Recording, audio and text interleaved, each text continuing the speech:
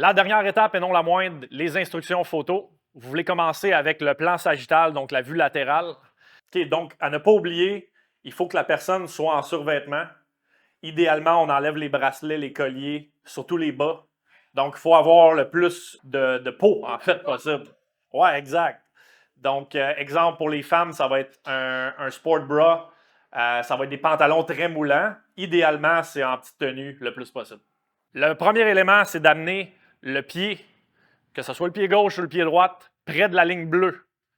La ligne bleue qui est à 9 pouces de la toile de fond, sans y toucher.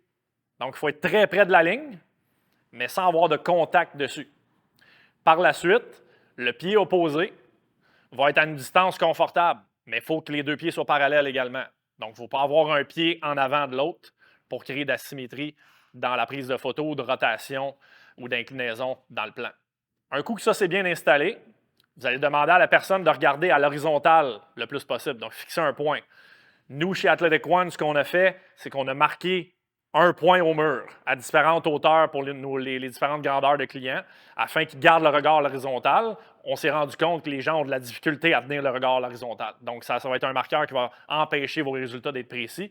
Soyez sûr d'utiliser un moyen pour que les gens gardent ce regard-là tout le long des photos. La dernière étape, ça va être une grande respiration profonde par le nez, expiration par la bouche.